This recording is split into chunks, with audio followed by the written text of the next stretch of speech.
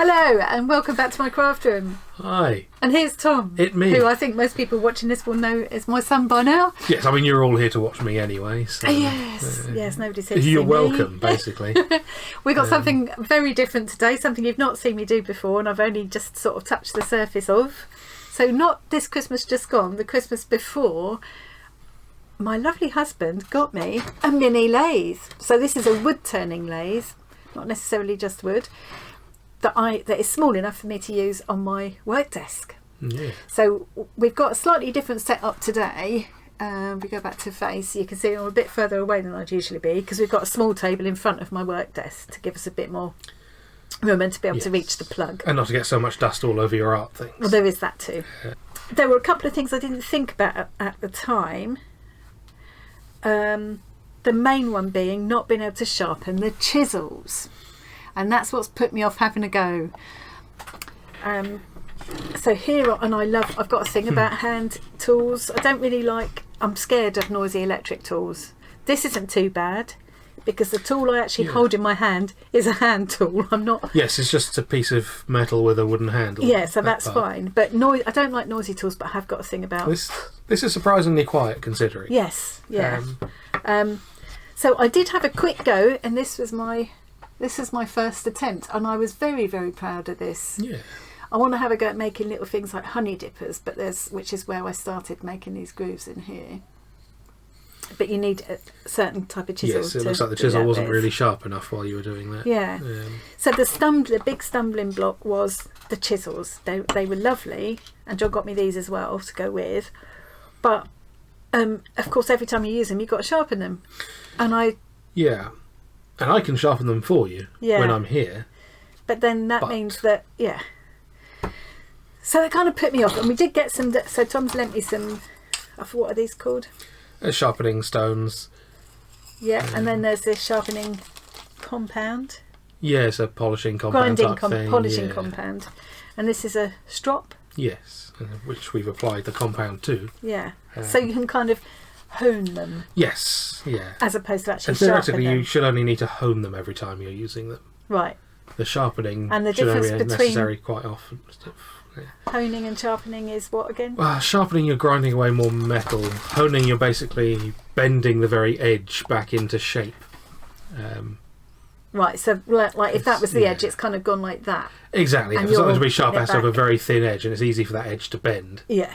Honing just kind of brings that edge back to a point. So honing is what you see chefs doing with yes. Yeah, usually the steel thing they're using doesn't sharpen, it hones. It hones. And it's really important that you get them at the right angle and all of that. And I just found that really, really daunting. And I still love these chisels.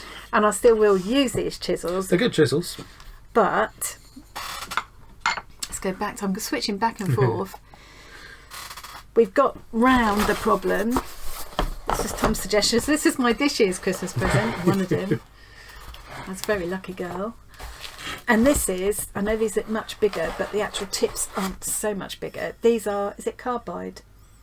Yes. Tipped. They're carbide inserts. So you can see that these inserts fit into this huge, you've got this humongous thing. But that's all right. I quite like. It's good to have something. It's nice and it's reassuring that you can hold it firmly. Yeah, and the weight of it feels really nice. They feel lovely in your hand, and you could just replace that. And it even comes with a set of replacement tips, and you can turn them around 180 degrees, and use the other. So I should get a lot of uses out of this. This one, of course, being a square, you can turn it around 90 degrees. So I can get four four uses goes out of it, and the round one. You turn it around a little bit. Keep turning it around. Depending on how you've blunted it. So I'm hoping this will now get me more use out of my lathe. There are some cuts I'll need to do where I will still need to use these, and I'll just have to rely it's good to have those delicate ones there. Yeah. So I'm going to put them to one side for a minute, I think. Yes, because you mostly need to try out the new ones now, don't you? Yes. So I've also got here I've got a sanding block, and I can put the sharpening things to one side as well. Yeah, you're probably not going to use those today. And this is just sandpaper in different coarsenesses, or is it all the same actually to use on the wood while it's on the lathe. Slightly easier word to say for that is grits rather than coarsenesses. Coarsenesses, different grits. I love the word coarsenesses, but it's difficult to say. Yeah. And then there's a couple of other things we need. I'm going back to the face again. So this stuff I've got here is, you might have come across it for stopping mats slipping about on the floor. It's just that stuff, that non-slip kind of stuff. Actually, I saw someone do crochet into this the other day. Interesting. Yeah, she was using offcuts of it and turning it into, and I thought, ooh. It's very useful stuff for a lot of things. Yeah, and so that's to go underneath the lathe. So, and we might even put a towel under there as well, just to dull the sound a bit.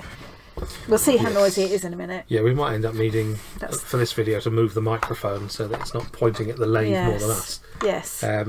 I might we'll just cut out the sound for that. Do for a the bits voiceover when necessary. Yeah. So that will stop it slipping about. That's pretty. I'll show you in a minute. That is really, it doesn't move much on the table now. It's pretty good. And then really important is some safety goggles. Always wear eye protection. So although it's going to be me doing the work, Tom's also going to be wearing the eye protection because of course something could fly off and hit him. I look like a minion there. And that's a fairly basic goggle. Yes, these ones are frankly awful to wear. Yeah. And not very good if you wear glasses like me. So yes, it's got very tight fitting side bits to keep dust out, which the arms of your glasses are going to interfere with. Yeah. So I've got now this. Did you give me this? Or did I have it as a and you've already broken it. I haven't, have I? Okay, so don't do that. Yes, if at all possible, don't tear it in half. But it's nice because it's got this kind of adjuster thing at the back as well, so I can make it fit my head perfectly. Yeah. Oh, cross. Any giant head can be accommodated. Yeah. Yeah. It feels very comfortable. It feels more comfortable than wearing my VR headset. It's a bit, probably wants a bit of a clean actually. So here's the non-slip mat. You can see I'm pushing quite hard on that, and it will move that way, but that way it doesn't want to at all. Yes, we need to make sure this is a nice comfortable distance where you can rest your tools on that. Oh yes, that's the idea for that to be. And you can move this. Do you want to explain what all the parts are and everything? Like what's this called? Yeah, well, I don't know what you actually call this, but do basically we want to move this down a bit more again? Yes, we can move that down now. Not too much because I'll hit it with my... Yeah. So yeah, we've got the chuck here. Chuck, that's it's not a very good chuck, this one, but it's the thing. We could get you a better one. And you could fit a better one into that? Yes, there was a... Oops, this is moving now. I don't remember if it was a 3 or 4 jaw chuck available that we saw for another 60 quid. You decided to see if you're going to get on with the lathe at all first. Oh, that's right, yeah. So yeah, we've got the chuck here. This will hold the wood that we're working with. And at the moment, it has this little pointy thing installed. This? Yeah. So it's kind of like a drill chuck, this one that's on here, which can only hold fairly small pieces of wood. Yeah. As you can see, those are not drill bit sized pieces of wood she's got there. Actually, you can't see that at all. I bought this mixed bag of dowel, basically dowel offcuts really. Yeah. So that's the sort of size I'd probably want to start with for a honey dipper, for instance. Probably, isn't it? yes. And probably for that one I probably started with that. Yeah, you've got the ends that are sort of unchanged still. Yeah, that's about right. So is that like the biggest it would go on that chuck? Well, on this pointy thing here, yeah. But the idea of this is the pointy bits get kind of hammered into the end of the wood, so it's got little grippy teeth, and the thing spins this way and the teeth kind of dig in that way, so it grips onto the wood, and then this tailstock, I believe it's called, well, we can demonstrate. This would be put onto here more strongly. So this is part of the problem here. This piece of wood is too long. So I need to saw some of these bits of wood down a bit, don't I? But the idea is that it gets pinched between these two things. So this one has grippy bits and is attached to the motor, and this it spins freely, and it has a pointy end which kind of digs in there and clamps to keep it. And you want that to be like in the middle of the... We want these to be as central as possible so it spins evenly. Yeah. And it's got a little adjustable thing here to adjust the pressure on it and clamp things down more and so on. Well, let's set up that piece then. Yeah. The other thing that we have, which is in that bag somewhere, is there's a little metal piece that you can screw into the end of a larger piece of wood. And then that gets clamped. Is it one of these? Yes. So we've got this metal piece here. And that has little holes on it there, in sort of slots. So the piece of wood, it's got a point here that you'd stick into the middle of your wood. Ideally you'd drill a hole right in the centre using a centre finder and stuff so that you can guarantee that it's going to be... Because otherwise you get that thing where it's kind of ripping into it until you've got it even. Exactly, yeah. So you'd put that into your little centre hole and then you'd do up the 4 screws into the large piece of wood and it would hold it. Right. So then you could even have like a square block on here as long as you can then use a square. As long as it could spin. As long as there was room between there and there for it to turn. Because this is a mini lathe. Yes, it's not made for big things. No, but I thought I'd use it mostly for little gifty things like honey dippers and also for miniatures. I'd like to try doing some turned table legs. And this all came with the lathe. Yes. It wasn't terribly expensive. I can't remember now how much it was. I'll try and find a link to it in case anybody watching. It was reasonable, is yeah. And in this bag is these are extra collets. This is a collet chuck. So these are to accommodate different sizes of shank going into the thing. We've got the largest possible opening in there at the moment, I believe, but if you needed to hold finer things, you can choose the one with the right size hole in there. Oh, okay. And it will grip onto things better. Oh, and that we might want. This is a centre finder. Ah, well that's handy. So that came with it as well. Yeah. The idea with this is it's got little ridges here at 90 degrees, and then this piece bisects the angle. So you bring the round thing up to the 90 degrees there, and then that line is going right across the centre of the thing. So you draw one line like that, turn it 90 degrees, draw another line. Oh, you've got the exact centre of a circle. Oh, so we could do that. So we want to do that to mark the centre of this, yeah. So you need to make me do that, really. And then ideally, what's this bit called? Is it got That's the tool rest. Tool rest. And use it to rest your tools on. And why is it? Because obviously you can move it about.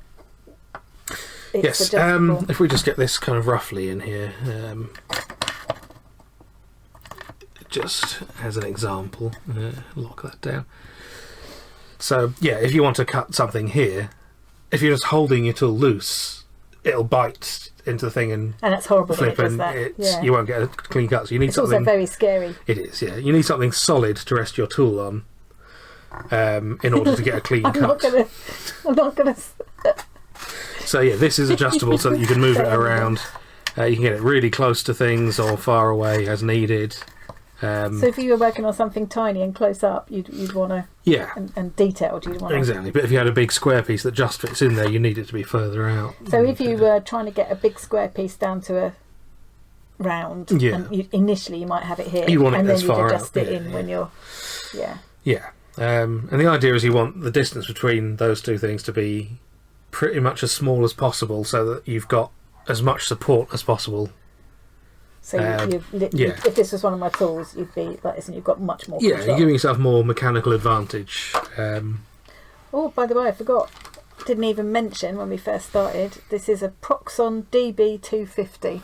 Yes, Proxxon make quite good mini tools. Watching this is interested. I will try and remember to leave a link. I think I just got it on Amazon. Yeah, I've heard lots of good things about Proxxon from people making. They do various model making tools and so on. Yeah, I think it was a good mid-range sort of price. I was surprised it was as cheap as it was, given that they're a known brand. Yeah, there were lots of good reviews and but they're still sort of reasonable price. You can get cheaper and you can get more expensive. You can, yeah. Anyway, so need to mark the middle first. Yes, so you probably want a pencil, and I mean, ideally you'd want a small drill bit or an awl or something. Okay.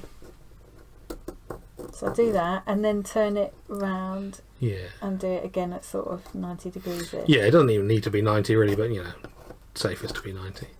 So obviously the more times you turn it and do a line, because it might be slightly off if you do several lines and just in between there'll be like a little gap where they don't quite meet, that'll be the centre. But that's probably good. I'm just going to try it the other end just to try it again. So it's like, make sure this is flat on it. pull it up so it's nestled into that corner. Yeah. Make a line. Turn it round a bit. It is a very handy little device. It's nice that they just provided it as well. Yeah.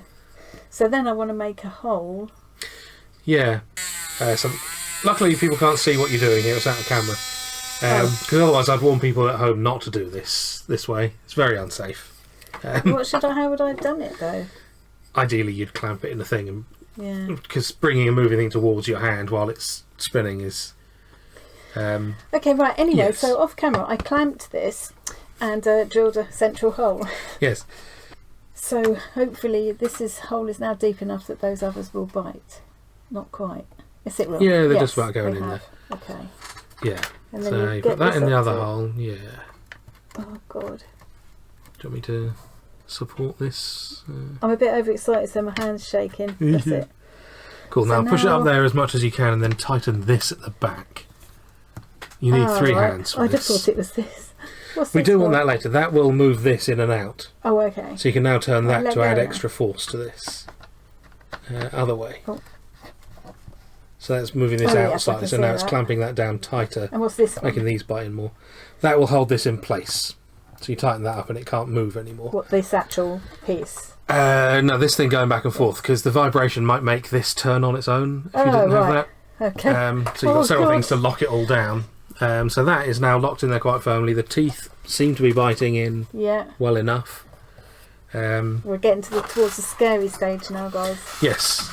So We've already been recording for nearly half an hour. We haven't done anything yeah, there's yet. going to be a lot of editing in this. Yeah, there'll be a lot of editing now. So, safety precautions wise, obviously everything out of the way is a good Yeah. start. Weirdly enough, Almost don't leave wear it. gloves. Because it might with get a lathe. caught. Yeah. Yeah, it's gloves on a lathe are dangerous because they can get caught in the thing and then they, spin round it quickly and break your finger in 1,000 places. Oh, yeah. Yeah. Skin, on the other hand, if it gets caught on something, tends to just tear, Shear and off. it's fine. Yeah, it's not fine, but it doesn't mangle your Not too entire much to reassure hand. me before we start here. You should be wearing at least a dust mask. But you've got face mask on, you'll probably be okay. What about I'm over you? here, so I'll be Okay. not in the main. We're dust clearly in a line. ventilated area. Yeah. And I'm not For gonna be doing filming it for reasons, very- we're not wearing masks. yeah. But normally, if I but- was doing it on my own, I would. Yeah. And, MDF does very nasty dust. yeah, But this is MDF just would be- pine, so it's yeah. not as bad. And I won't be doing it for very long either. Yeah. It's a good use for all of your pandemic masks that we don't need to use as much in public anymore, because Yes. it doesn't need to be a respirator, just something that That's stops good enough, large is it? dust particles. Yeah. Right. If it's going to stop droplets in the air and so on, it will I was going definitely to stop stop that. Oh, that's okay wood then. dust. Yeah. That means it's still worth me making pretty masks. Yeah. then.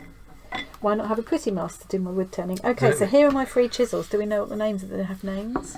I imagine they're probably named as you'd expect. Circular, square, and Diamond. Yeah. People who do tool things tend to be quite straightforward in their naming. okay. Um, There are some brilliant tutorials on wood turning. There really there are, aren't yes. Yes, if you're This expecting is this to not be a one. tutorial, I am sorry to disappoint you. there? This is definitely not a brilliant tutorial. This is This is whoops. this is Yeah. scared old women having a go. Yeah. Right. So, Okay. we check the speed on this thing. Okay. Looks like that's maximum 6. Therefore, this must be minimum. Should we Set 1. show that? So you've got a Yeah. this is Yeah. an on-off button here, and this is the speed. Yeah. So what speed would you suggest? Well, we're going to start off at minimum because we don't know that everything's going to go well yet. So Okay. the lower the speed is, the less the risk. So it'll be at the top is Yeah. whatever it's going to. So that's 1. So we've got speeds 1, 2, 1 to 6, 6. Yeah. inclusive. Well, if you're American, Yeah. you would say 1 through 6. You would, yeah.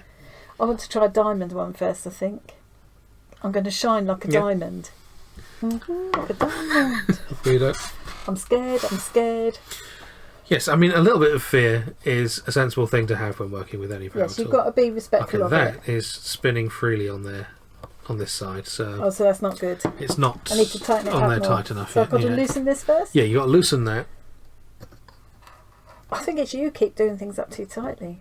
I mean, they've got to be done up quite tight, yeah. So now And what? then we've got it. I mean, this is probably the sensible thing, to tighten this more. And this is where it being a cheap thing, it's not really strong enough to do this very well. And it's where hammering this in separately would do, yeah. Because it doesn't need to be pushing on there very tightly once these teeth are bit into the thing. Which they seem to be now. Those don't seem to be turning freely anymore. Okay. Let's give that one last little bit of turning for good measure. Tighten the black one up again. Sure, my grip strength isn't great anymore. I don't know how well I'm going to tighten those up. I suppose I could use gloves to tighten that all up. You could use gloves or a little adjustable spanner or pliers would work, of course. Yeah, I've got pliers, plenty of pliers. Okay. I remember before when I first started doing this, it was like terrifying, and then I really enjoyed it, so I'm hoping that will happen again. Yes. The other thing to mention with this is, in an ideal world, this tool rest should allow you to get the cutting edge of your tool at the exact centre line of the work. This doesn't have to be lined up with the centre, but it has to allow you to get your point near there, because if your point's too high up, you're not going to get a good cutting thing. If it's too low down, it'll... So this is ideal then? Yeah, this is giving you enough working space to get. And how should I be holding this? Because this is a much bigger tool than the ones I was used to before. Well, yeah. We could show with both types, couldn't we? Could do, yes. Basically, you want to make sure you've got a firm grip on it so it doesn't fly out of your hand. It was this one. That feels so different to hold from that. I mean, it's such a... Yes. There's a big difference. Yeah, one of them you can do one-handed, the other you can't. Yeah. And I probably want to. Well, you've got that one upside down already. Oh, there you go. Okay, so if you've got a tool like this, you want it that way up. How do you know it's that way up? Because there's like an angled side to one of the things. Okay, so you want that. You want that sort of down. I suppose so you get the flat part of it is the cutting surface. Where it's flat on top and doesn't have an angle, that edge along there is the cutting surface. That edge. Yeah, so that you could hold it one-handed, kind of hold the whole thing in your hand like this. And it's all right to put your finger on there. Put your finger here just to give you control. Yeah. So you got your finger there to keep things still. You could steady it with another hand, which probably wise. Well, especially once it starts up. And with the bigger ones, you'll definitely have to use two hands. So hold the thing back here just to keep it from flicking out. And then, have this one, keep your hand here like this to sort of steady it along here. And yeah. So basically the same grip on both is possible. And this is obviously that way up, not that way up. Yeah, and you want your left hand to be quite as close to this as possible to give you as much control. Yeah. It's perfectly safe there. So if I wanted to, I can move this whole thing up here if I'm working on a bit there. Yeah, exactly. Move this whole thing up there. It can also be, you can change the angle of it and stuff. It's quite adjustable because this thing, if you adjust it, can go at an angle like that, so you can follow it along and get a sort of smooth conical shape on something more easily. Again, I might want to do. You might. At the moment, I just want to make a line and see how. Yeah, you want to check that the tools work. I'm getting less and less visibility here as my goggles steam up. Okay, so shall we switch it on and I'll have a go? I'm terrified. I suppose so. Yeah, I'll let you switch it on so you're less scared when the noise starts. Okay. And what you want to watch for when turning it on is obviously that nothing flies off. But you'd want to check that you don't have splits in your wood or anything. Because if it's split down here, it could spin so fast a chunk flies off. Okay, yeah. This is all fine. Okay, switch on. Bang. Okay, so what we're looking for here is how much this is wobbling.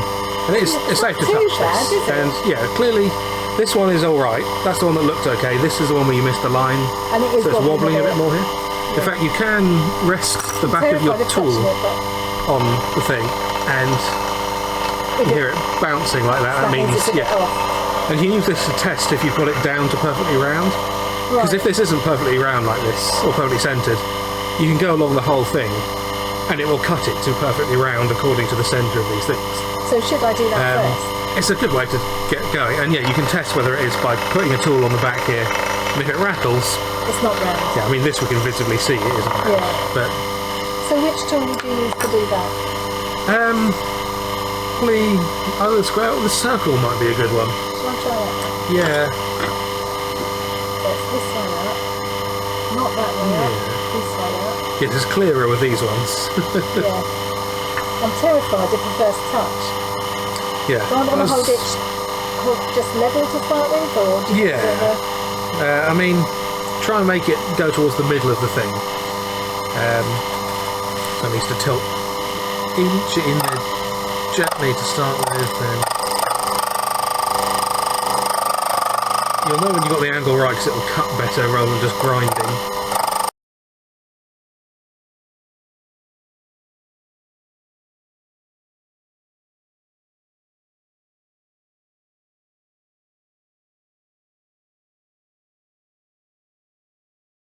Your left hand closer up there, sort of have your fingers basically touching the rest, because your hand's perfectly, I mean you can even just touch this. Yeah, I've touched it over before, but... So what am I aiming to do? Am I aiming to be going back and forth? You'd want to go back and forth, like that area probably still isn't, I mean that's close to round now. But I've obviously gouged out lines there. Yeah, you'll have to go across the whole thing. So I need to go back and forth. We might want to move the rest a bit closer, possibly. For that you'd want to undo this and move it in. Shouldn't really do this while the thing's running, really. But that should allow you to get a really stable...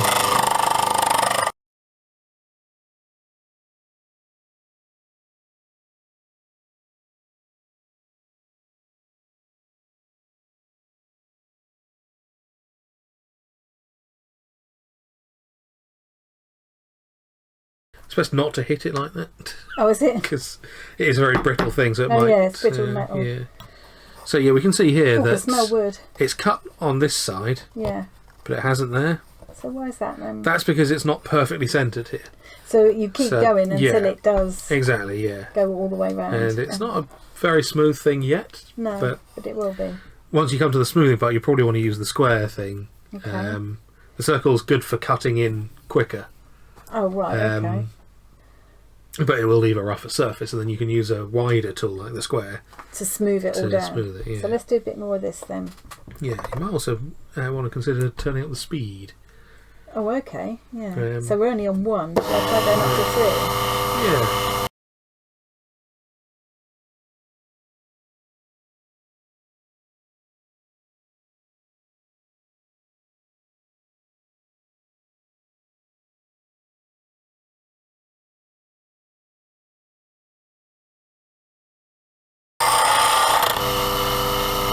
So let's see, does that sound better? Yeah. Another tip that you can do is, if you want to mark where you want to stop doing it, for example, you can also just hold the pencil there and it makes a line. There was a reason that I did it from the back. Oh. Because if you do it from the back, then it can't possibly catch, because it's spinning this way. Oh, yeah, so you don't if you do it that way, it can catch on the thing and then fly yeah.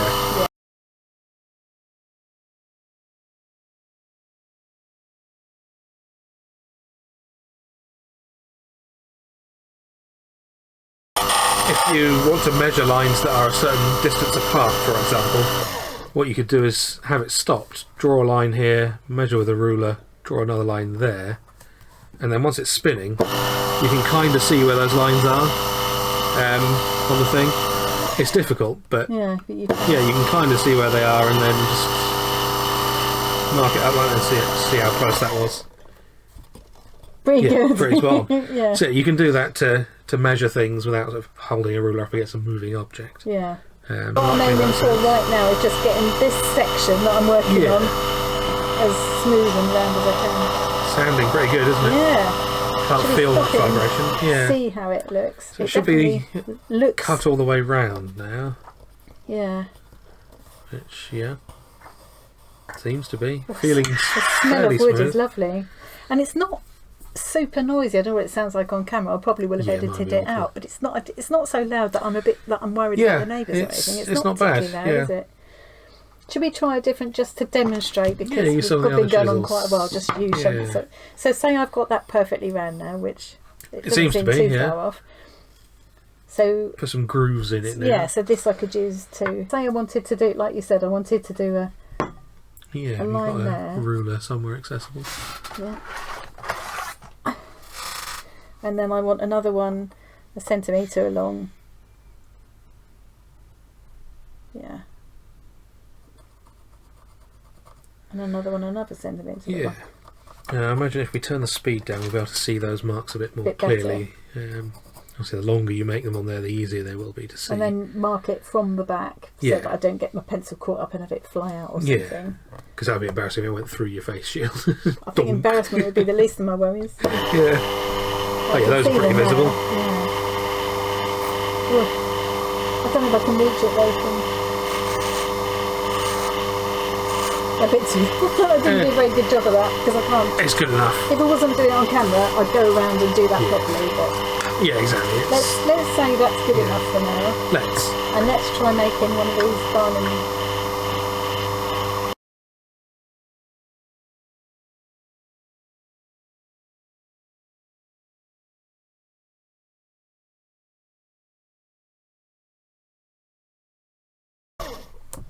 Pretty nice, actually. Yeah, that seems to have done pretty good. Yeah. Yeah. Oh yeah, this must be the line that was slightly off. Yeah. Never mind. Good enough, isn't it? Yeah. You're messing around with the tools.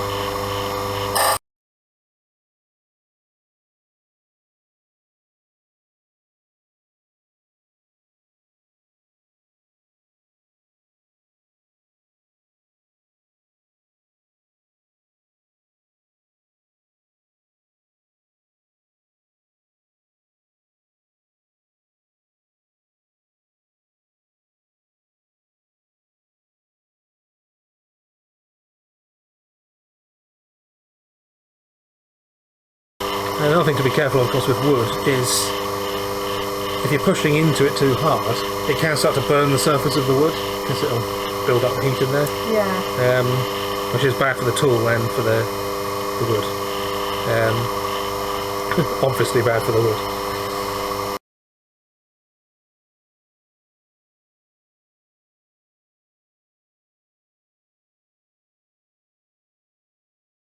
What are you doing now? Going at an angle? I put it in at an angle to get the... Well, we can see it's got a sort of a cone shape there. Because it's not just the tip that's cutting, obviously this whole edge right. I see what you mean. It's capable of cutting. But that again is asking a lot more of the lathe and the chisel because it's cutting more wood at once. Yes, there's a lot of chattering going on here. I'll put it down at the low speed again. I wonder if that will be different.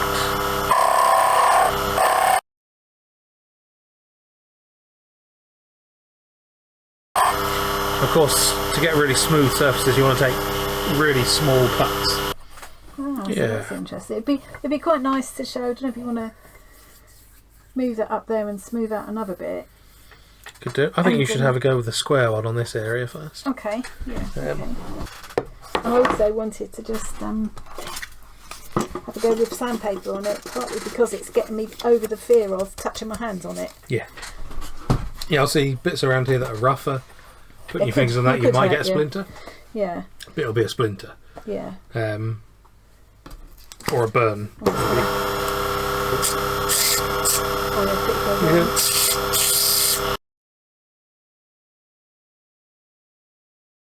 That does feel lovely and smooth now.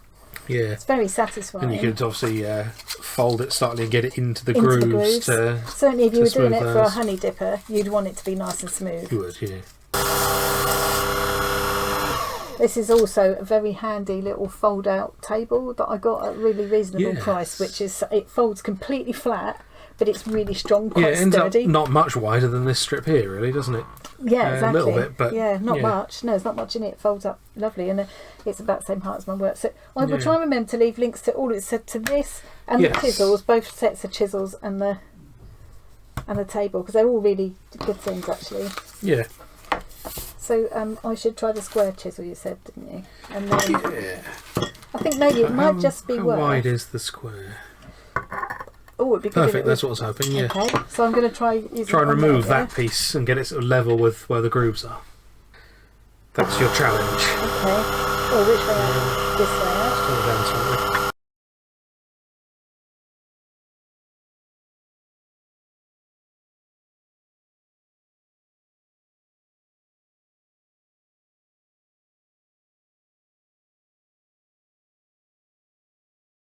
going to try going at a funny angle. Yeah.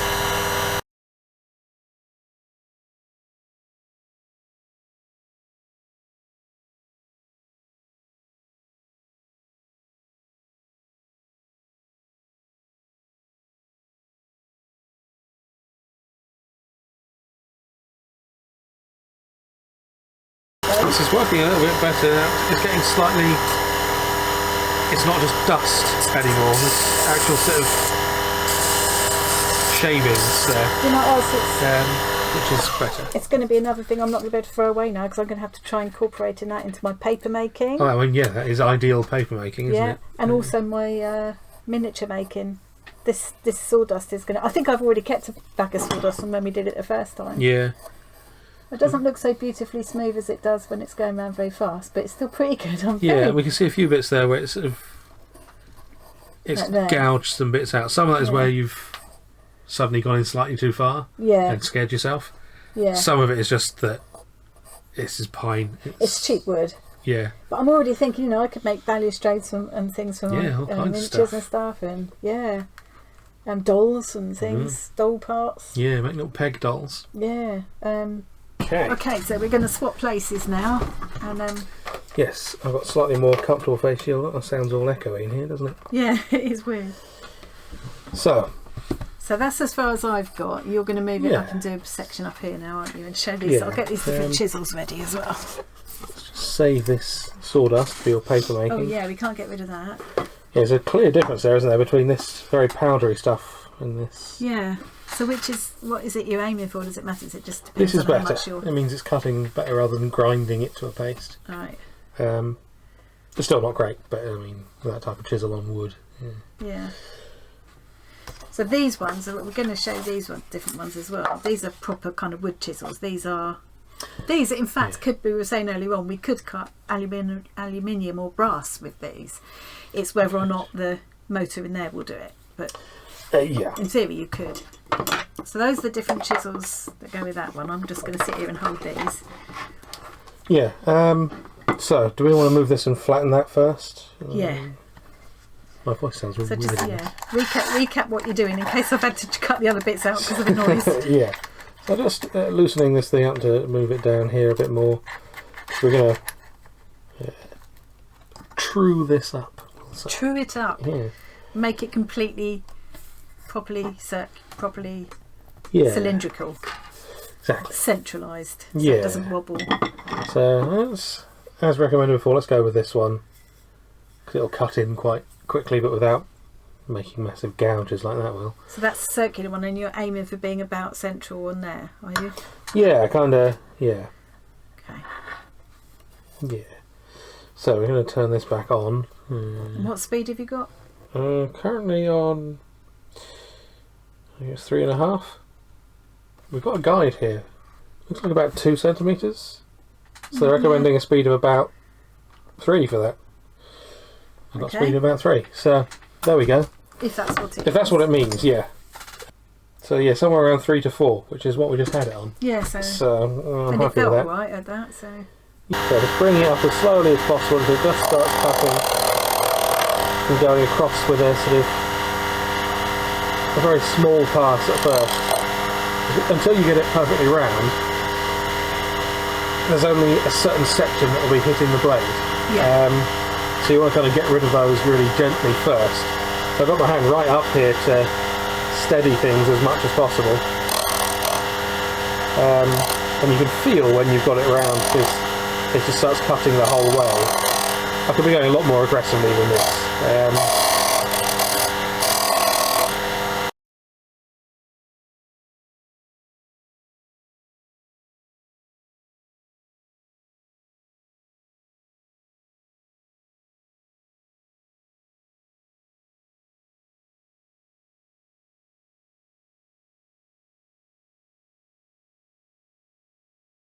You also get a smoother surface there when you do that because Yeah. it's, you know, if it's smoothly cutting the whole way around, you end up with none of the bits where it's jumped out of the grain and back in. But yes, we can go faster than I was there, at least to get it roughly the whole thing. What I'm doing here is, while I'm cutting this bit, I'm looking at the back, because you can see the lines across there. If it's sticking outside, you can see at the back there. Yeah. Yeah. The silhouette is much easier to read than that's. And this is where. So what you're doing there is that, like, resting the thing, like here earlier on you were resting that on it, and if that doesn't bounce, yeah, and you can do that. You know you've got it. Right, I'm making sure I put that quite far over there, so there's no chance of any. This is all just a flat surface. There's nothing to catch. So rather than coming from the back, you can just put something quite far across it. Okay. Yeah. And yeah, it seems to be all the way round now, but there's obviously a bulge here, which is no good. And getting your fingers on it is usually the best way to tell. To tell, yeah, you can. Yeah, you can feel. You can feel a bump yeah, there. It feels massive. Yeah. I'm turning it at an angle here. Obviously, this is a circular cutting thing there. It's the same any way round. But if I drag it backwards like that, I can get a straighter line rather than trying to go across like that. Yeah, just in the same way as you can draw a line. Exactly. Straight. Yeah. Skew chisel. Skew chisel. Yeah. It's this guy. Hold it up to the thingy. So skew chisels, difficult to use properly. I don't know how to. Not well, anyway. But you've seen other people do it. It looks like it'd just be good at doing slots in things, because it's very narrow. It has a sort of triangular tip there. But it is, as the name suggests, skewed on the end. So what you can do with that is you can hold it kind of at this kind of angle. And it'll cut in like a knife cutting through things rather than sort of scraping. Because these ones do a kind of scraping like action. Like the cutting surface is kind of almost perpendicular to the thing. Right, yeah. But this ends up more like a sort of slicing action. Yeah. So it's actually one of the best things for smoothing things and flattening them if you know how to use it. Yeah, which you don't. I kind of do. It's you need to practice it. And I've done it once for about 2 minutes. Well, give in us the your past. best shot. So, yeah, this may go very badly, but I'm making sure I've got a very good grip on it, so if it does catch, it's not going anywhere. But yeah, the idea is to kind of bring this up so it's slicing, but it's very easy for the tip to dig in. Yeah,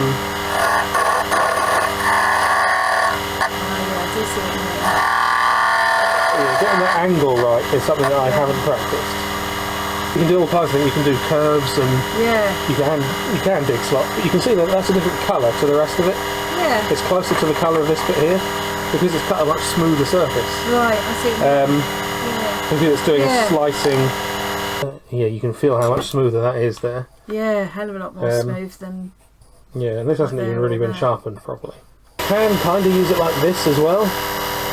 So with the angle point going down like that, and you end up with a kind of a similar thing to this. Not really what it's made for, but you can do it.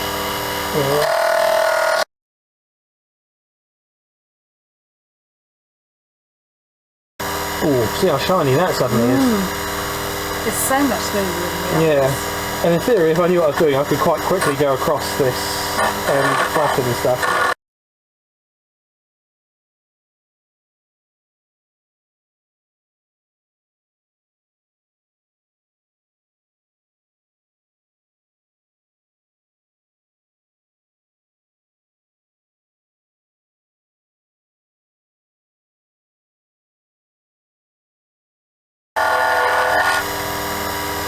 So, skew chisel, great if you know what you're doing. Yeah. But as you can see, I dug into some stuff there, so it's now very rough there. But this bit is actually shiny. You can actually see the principle of what you're saying. Yeah. With it. Yeah, it's a shame that I haven't got an equivalent to that in these ones, so that would need to be sharpened. Yeah, I mean the closest you've got to that is probably the square. Yeah. You could do some similar stuff by having this at an angle.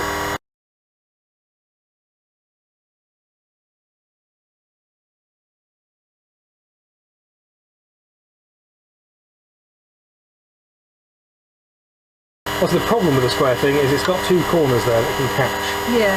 So doing it straight in like that, unless you've got those grooves like we had there. Yeah. They might. So doing it diagonally like this, you're getting the corners away from the point that you're cutting.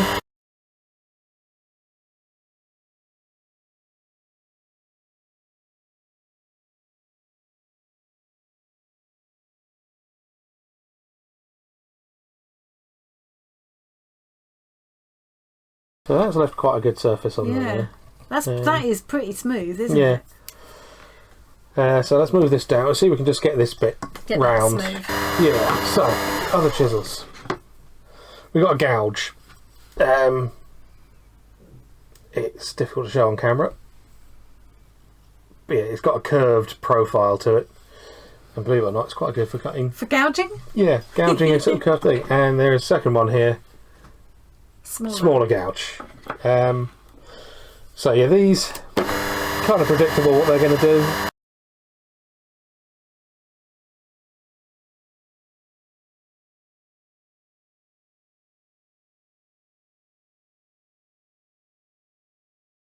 So yeah, that has made a nice yeah, curved. Yeah, nice. This is what I was talking about for sharpening these as a potential option. Is you kind of gouge its profile in there. Yeah. Charge it up with the compound stuff, and then you come in from the back and you put the profile on there, and it can hone that otherwise quite difficult to follow curve. So that could work for me. So I could, because otherwise I haven't potentially got, the nearest I've got to that would be the round one in these big ones, isn't it? It's not quite the same. No. I'll see. As it happens, that kind of matches that profile quite well. But the smaller one, yeah, which is probably very useful. Probably, yeah. So this, in fact, for this one, we're going to move the rest closer, I think. So you've got a bit more control. And yeah.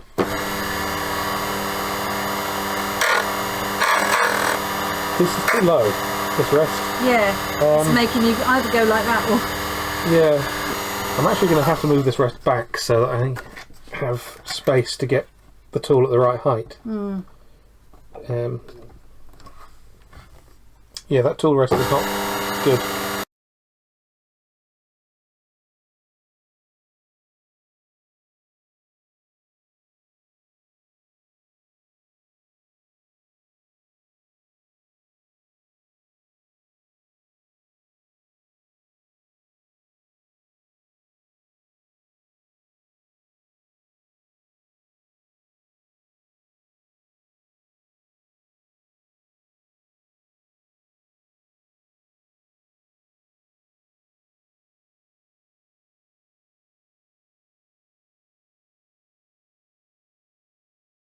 Yeah. So satisfying. Quite rough in places there, but that you would just work on that and get some. Because like that, you could do with the skew chisel again. If you're good with the skew chisel, you can kind of come in as you kind of move your hand down and around like that, and it can.